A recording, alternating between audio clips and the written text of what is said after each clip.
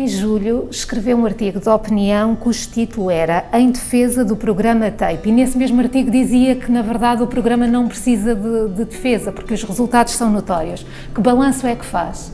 Bom, muito bom dia e muito obrigado por esta conversa. O balanço é positivo. O programa TAPE é uma resposta do sistema educativo, já com mais de 2 décadas, à dificuldade que é em determinados territórios. Aliás, o T de TAPE é território educativo de intervenção prioritária.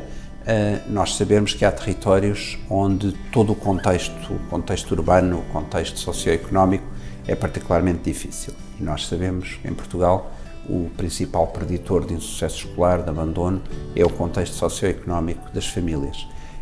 E este programa visa exatamente ter um acompanhamento destas escolas, uma capacitação em termos de recursos humanos, materiais, para haver ali uma intensidade de atuação que se revela necessária.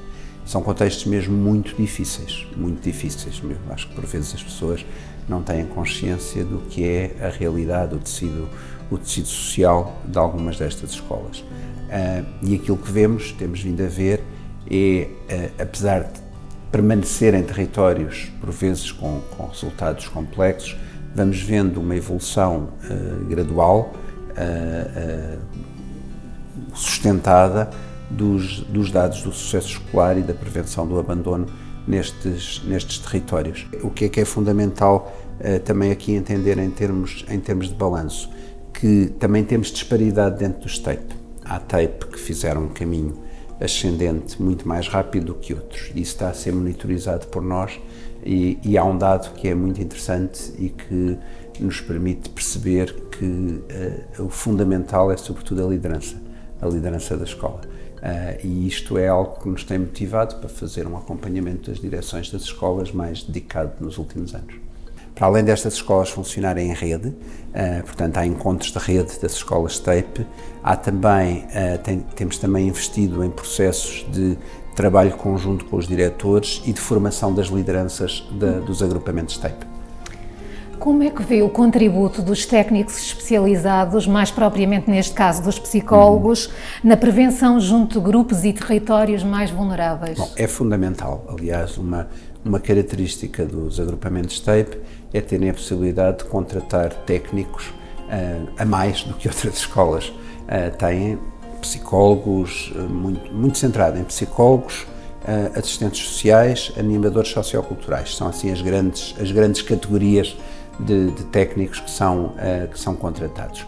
Isto entende-se muito bem e, aliás, agora no plano de recuperação das aprendizagens, até estendemos essa possibilidade de ter esta contratação de técnicos para todas as outras escolas, por saber que estamos a nível nacional num contexto de vulnerabilidade, mas este papel é fundamental. E é fundamental porquê?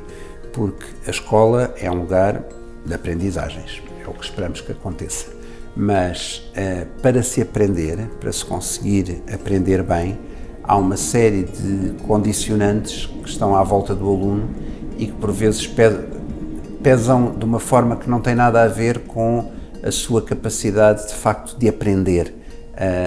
Tem a ver com questões de autoestima, questões de viver em ambientes familiares violentos, alunos que vestem a camisola do insucesso muito rapidamente, eles acreditam que não são capazes e por isso este enquadramento social, este trabalho sobre as emoções, sobre o acreditar em si próprio, a transformação da escola num ambiente saudável e num ambiente em que se respira alegria, é fundamental e de facto para aí nós precisamos destes técnicos que, digamos assim, são os psicólogos, os especialistas em bem-estar, os assistentes sociais, os especialistas numa boa integração em termos comunitários. Qual é a visão que o Sr. Secretário de Estado tem para o papel dos psicólogos na promoção de saúde psicológica e bem-estar e também na recuperação para os próximos 3 anos?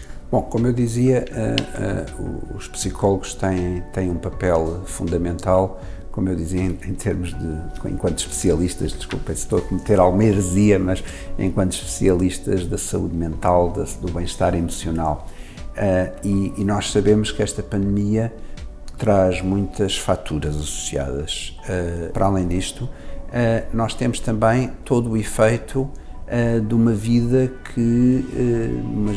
das nossas vidas todas foi muito afetada por isto, pela ansiedade, pela incerteza, pelo isolamento. Temos alunos nas escolas cujos pais perderam o emprego, perderam parentes e obviamente isto deixará marcas e por isso quando criámos os planos de desenvolvimento pessoal, social e comunitário, que as escolas puderam escolher os técnicos que queriam contratar, mas é muito interessante ver que em 40% destes técnicos são psicólogos. Acho que há um reconhecimento desta necessidade de devolver a alegria, de estar atento a estas necessidades muitas vezes escondidas, porque os alunos não transmitem logo, não vão correr dizer, portanto os indicadores são outros e quando eu digo os psicólogos são os especialistas, mas não são os únicos responsáveis, ou seja, esta dimensão do bem-estar socioemocional é uma responsabilidade de todos os adultos que estão na escola, todos.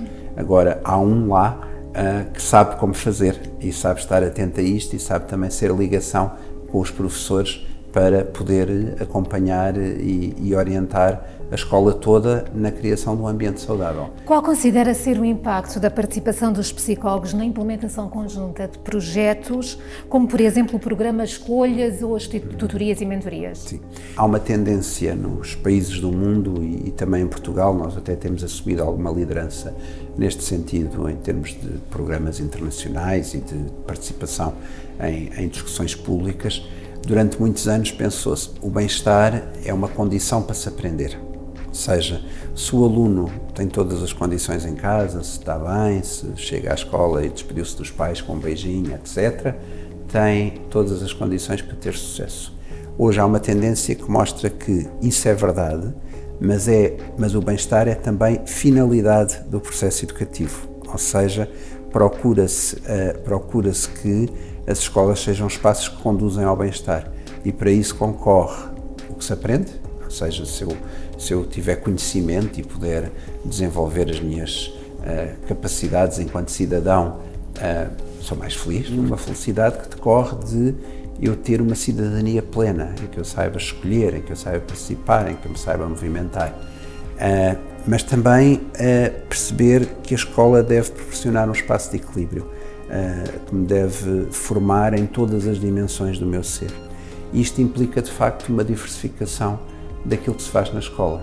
Existe uma diferença entre esta escola que fala agora, a escola do presente, e a escola onde nós andamos, arrisca dizer, há 20 Sim, repare, eu estudei em Setúbal, onde cresci, frequentei uma escola que não era uma das escolas centrais da cidade, uma escola que ainda hoje amo loucamente porque me formou em muitas dimensões da minha vida, mas lembro-me de, por exemplo, na minha turma do 8º ano, no ano seguinte, mais de metade da turma já não estava na escola.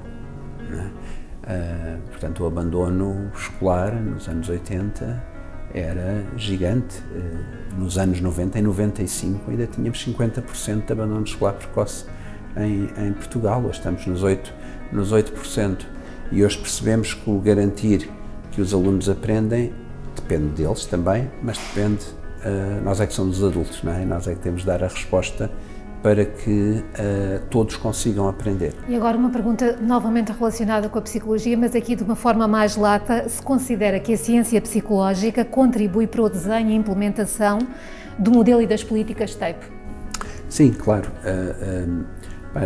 Aquilo que se percebe, vou dar um exemplo de uma visita que fiz aqui há uns anos a uma escola TAPE, num contexto mesmo muito difícil, muito difícil. E encontrei lá um aluno que tinha agredido uma professora. E não se leia nas minhas palavras a legitimação do ato de agressão. Tinha atirado um livro para cima da professora e ia ser suspenso. Eu encontrei o aluno e sentei-me com ele, perguntei-lhe, mas o que é isto, não é? Ele primeiro tentou fugir de mim, aquelas coisas, o que é isto, como é que não há justificação para o que tu fizeste, etc. E ficámos ali a conversar um bocadinho, houve ali uma pausa na visita e ficámos ali a conversar um bocadinho. E há um momento em que ele se agarra a mim e diz: eu ainda não contei a ninguém na escola, a minha família foi toda presa há 2 semanas, eu estou sozinho. Isto não legitima o ato de violência, mas nós temos de pensar, quando pensamos em termos de justiça, de uma escola que é justa, se é justo exigir a um aluno deste tipo, com este perfil, que chega à escola e se sente com as mesmas condições que o aluno que tomou o pequeno almoço, que teve os pais a dar um abraço, que teve paz em casa, etc. E por isso, nós entendermos quais são as condições em que podemos proporcionar a um aluno que está a viver uma situação destas, como é o caso do contributo que vocês podem dar e que sabem dar melhor do que aqueles que em determinada fase da vida simplesmente estudamos a didática específica de uma disciplina ou algumas destas dimensões. Portanto, não vivemos sem os psicólogos. Muito obrigada por esta entrevista, Sr. Secretário de Estado.